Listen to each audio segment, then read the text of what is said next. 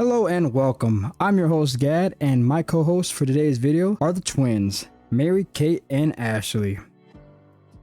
And today I'm going to share my Dungeon Crusader PvE build for fast team clear, great AoE DPS, single target DPS, and a lot of fun. So I wanted to share this build that I love to run all the time to make your in-game grind on the best class in the game faster while having fun. Alright, I'll break down the skills and legendaries, Paragon tree, DPS and skill rotation, green sets, and share some tips and tricks that I do for maximum in-game rewards. Timestamps will be listed down below.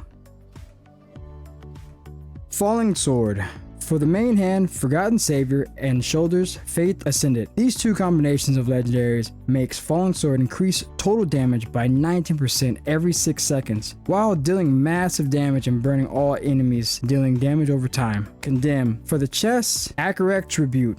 And on the offhand, Torrential's Refrain. This is the bread and butter of the build. Condemn buffs your primary attacks for 6 seconds, dealing damage to all nearby enemies and causing all damage over time effects on the targets to immediately trigger. This means all damage over time effects, poisons, bleeds, burns, etc. becomes instant damage. For example, burn damage from Sacred Fire, instead of doing 8.5k damage over 2 seconds, it will do 8.5k damage every time it's applied while buffed with Condemn. All damage over time effects on the target will trigger and do instant damage when Condemn hits. This is by far one of the best legendary essences in the game. Holy Banner. For the helm, I use Errant Ignition on my second offhand, Unholy Walls. Errant buffs all players and summons. Primary attacks do burning damage over time, and Unholy Wall gives a nice speed buff to your team to clear trash mobs a little faster. These two are based on the meta of the team in random dungeon queues. At times, I change the helm to Arrow Keeper if running with another satyr, so we don't stack the same banner. You can also change the offhand to Resplendent Main for a DPS increase with Sacred Fire, adding primary attack speed by 30% and damage increase. Drawn Quarter. For the pants, Light Strider to summon the twins. These summons are amazing since they take from your stats, so they can hit as hard as you can times 2. And they also benefit from Holy Banner, adding more pew pew to your DPS. Sacred Fire.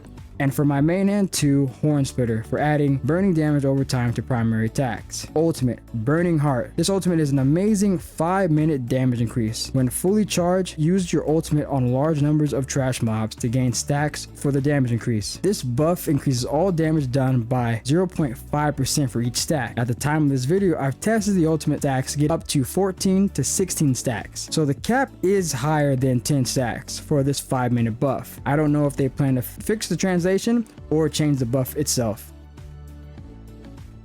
Since I'm grinding dungeons, the best Paragon is the Vanquisher tree. Wait. Now before you come at me in the comments, let me explain. Using Gold Find for 50% extra gold, Swift Learner for 50% more experience from all elites, Treasure Find for a 50% increase equipment drop rate from all elites, Greed to increase Treasure Find to 75% drop rate from the elites, and Exorcism to increase damage done to all monsters by 5%. I found using this Paragon build during my dungeon farming has increased my drop rates with legendaries and green items, gold, and experience gain. Running with the full team, adding extra damage is not really needed. Survivor or Slinger is always an option, but if you really want to min-max your character, Vanquisher is the way. Alright, if you're running Fire Banner, lead off with Fallen Sword into your primary attacking. The Drawn Quarter, Holy Banner, and stacking up damage over time effects from summons, and finishing off with Condemn. Using Falling Sword and Condemn off cooldown, combine the Twin and Fire Banner to maintain maximum DPS. When running Crit Banner, same rotation, but lead off with Holy Banner first into Falling Sword. You can use your banner and Drawn Quarter with your team to give your team a speed buff if running Unholy Wall. Great thing about this build is my farming charm can also be utilized. Both my dungeon farm and wolf farm build gets bonus skill damage from the same charm. Even though Fire Banner is one of the top best damage skills for this build, it isn't really worth changing into. If you would like to know more about charms, check this video out. For the green set gear, I recommend 4 set Vithus, which increases beneficial effects and attack speed on you and your party members by 30%. A 2 set Grace for the 15% damage increase for damage over time effects, and a 2 set Barons for the increased duration by 30% of all harmful effects. But for now, I recommend focusing on having a CR gear set first before trying to craft or farm your perfect green set items.